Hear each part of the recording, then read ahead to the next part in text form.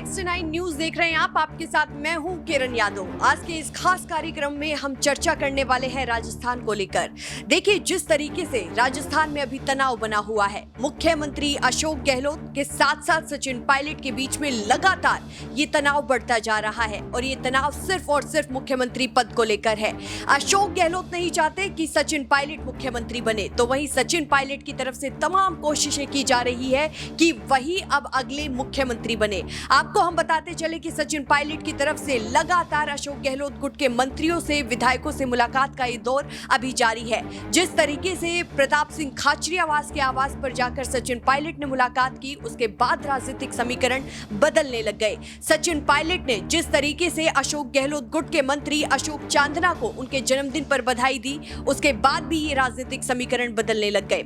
अब जो बड़ा फैसला है वो सीपी जोशी के ऊपर है कि सबकी नजरें बनी हुई है कि आखिरकार सीपी जोशी कब और कैसे ये फैसला लेंगे, क्योंकि मल्लिकार्जुन खड़गे ने अपना कांग्रेस अध्यक्ष पद संभाल लिया है। अब यही माना जा रहा है कि मल्लिकार्जुन खड़गे शायद गुजरात और हिमाचल चुनाव के बाद ही जो राजस्थान को लेकर एक बड़ा फैसला ले सकते हैं। शायद मल्लिकार्जुन खड़गे सीपी जोशी को बोल सकते हैं कि एक बड़ा फैसला लिया जाए। 92 विधायकों ने 25 सितंबर को इस्तीफा दिया था और उन सभी की मांग थी कि अगर अशोक गहलोत के बाद कोई मुख्यमंत्री बनेगा, वो तमाम 102 विधायकों में से ही बनेगा। तो इन्हीं तमाम मुद्दों के साथ मैं अपने साथी आसिफ के साथ चर्चा करने वाली हूँ। सबसे पहले आसिफ, आपका बहुत बहुत स्वागत है। आपसे आपकी पहली प्रतिक्रिया जानना चाहूंगी कि आप राजस्थान के मुद्दे पर क्या कहेंगे। देखिए, इसमें कोई शक नहीं, राजस्थान की सियासत बदल गई है और वो भी तब से बदली है जब से देखिए खड़गे साहब ने जिम्मेदारियों को गुजरात पे जो है सौंपना शुरू कर दिया है।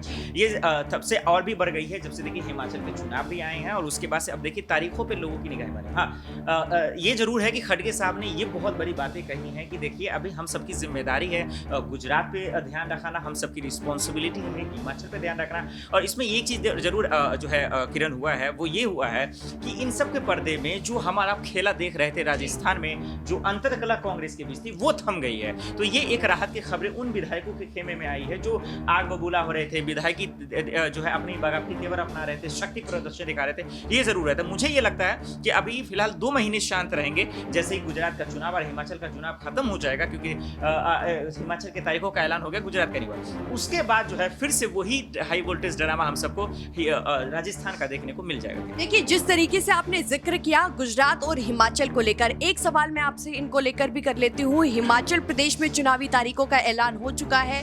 12 नवंबर को चुनाव होंगे, 8 दिसंबर को नतीजे आएंगे। तो वही गुजरात को लेकर अभी हालांकि चुनावी तारीखों का ऐलान नहीं किया गया है, लेकिन सूत्रों के अनुसार बहुत जल्द कर दिया जाएगा और जिसके बाद राज्य में आचार संहिता भी लागू कर दी जाएगी। लेकिन देखिए, मैं आपको बताती चलती हूँ, गुजरात में स्टार प्रचारकों की जो सूची जारी की गई है उसमें अशोक गहलोत के साथ साथ सचिन पायलट का भी नाम जारी है। क्या सचिन पायलट हिमाचल और गुजरात की जनता पर उसी तरीके से भरोसा जता पाएंगे जैसे वो राजस्थान की जनता पर जताते हैं? देखिए, बहुत बड़ा सवाल है किरण, क्योंकि देखिए सचिन पायलट एक उभरते हुए चेहरा थे और उनको जो है यूपी के चुनाव के वक्त भी जिम्मेदारी दी गई थी। स्टार प्रचारकों की लिस्ट में उनका नाम है, कन्हैया कुमार का जिक्र था, जिग्नेश मेवानी का नाम था, हार्दिक पटेल हालांकि उस वक्त कांग्रेस में थे लेकिन अभी वो बीजेपी में शामिल हो गए।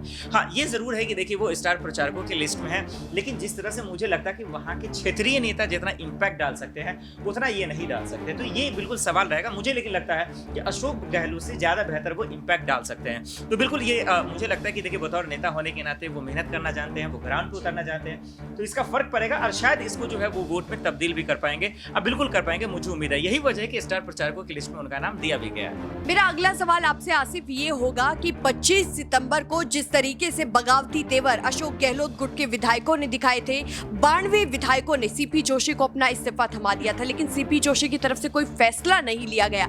इतनी देर आखिरकार क्यों लगाई जा रही है सीपी जोशी की तरफ? देखिए किरण, इस चीज को हम लोग को समझना पड़ेगा कि कांग्रेस की जो स्थिति रही है वो 2020 से ही खराब रही है, लापरवाही रही है। फिर उसमें कहीं ना कहीं हमारा हमने देखा कि किस तरीके से जब सोनिया गांधी, राहुल गांधी, प्रियंका गांधी जब फैसले नहीं कर पाई उन लोगों का, तो फिर ये सीपी जोशी साहब या खड़गे साहब क्या करेंगे? तो फिर सवाल आए और वहां पे सवाल बहुत सारे उठने लगे। लेकिन अब सवाल ये भी आने लगा कि भाई आखिर ये नेताओं ने ये दौर क्यों अपनाया? देखिए, कहीं ना कहीं सचिन पायलट और अशोक गहलोत की जो लड़ाई है वो गुरूर की है, अहंकार की है और वो किसी भी सूरत में झुकना नहीं चाहते। वो चाहते हैं कि भाई मेरे से इस्तीफा ले लो, सीएम का चेहरा मत बनाओ, लेकिन किसी भी सूरत में सचिन पायलट को सीएम मत बनाओ। यही वजह है कि वो आज फैसला नहीं ले पा रहे हैं। क्यों? क्योंकि हाई कमान की तरफ से जो है ऑर्डर नहीं मिला। जिस दिन मिलेगा फिर उसके बाद हम सबको देखा, आपने अच्छा इस्तेमाल किया कि वो शब्दों का कि हाई वोल्टेज ड्रामा फिर से शुरू होगा। अब बिल्कुल ये चीज हम सबको देखने को मिल जाएगा फिर से। तो देखिए, आसिफ ने जिस तरीके से जिक्र किया कि साल 2020 के बाद से ही कांग्रेस के अंदर ही अंदरूनी कलह चल रही है। हम आपको बताते चले कि साल 2020 में सचिन पायलट की तरफ से बड़ी बगावत की गई थी और वो अपने तमाम विधायकों के साथ 18 विधायकों के साथ हरियाणा के मानेसर में चले गए थे और उसके बाद कांग्रेस आलाकमान को संकेत दिए गए, बगावती संकेत दिए गए।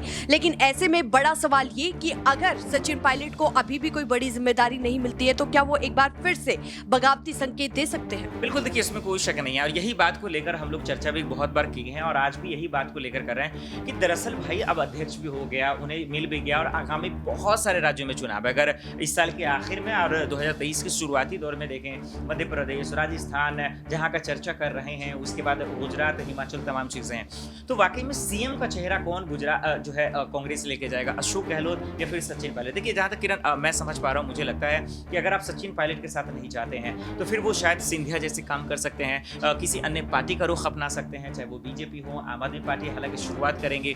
और अगर ऐसा होता है तो देखिए मुझे लगता है कांग्रेस की उसी दिन हार हो जाएगी। लेकिन ये इसलिए क्योंकि आप जो ये सोच रहे हैं अशोक गहलोत के बदौलत जीत जाएंगे अब, लेकिन अशोक गहलोत के पास तो तमाम विधायकों का साथ है। वो लगातार यही कहते हैं कि उनके पास बहुमत है और अगर सचिन पायलट की बात करें तो उनके पास सिर्फ 15 से 20 के बीच में ही विधायकों की गिनती है। यूपी के चुनाव का मैं थोड़ा सा जिक्र करना चाहूंगा क्योंकि ये जो काउंटर सवाल है उसको कि देखिए योगी जी को भी बहुत सारे विधायकों का समर्थन है। इसके बावजूद चुनाव से ठीक पहले दिल्ली आते हैं, अमित शाह जी से मुलाकात करते हैं, तमाम चीजें होती है, फिर खबरें भी आने लगती है कि भाई बड़ा खेला हो सकता है चुनाव से पहले।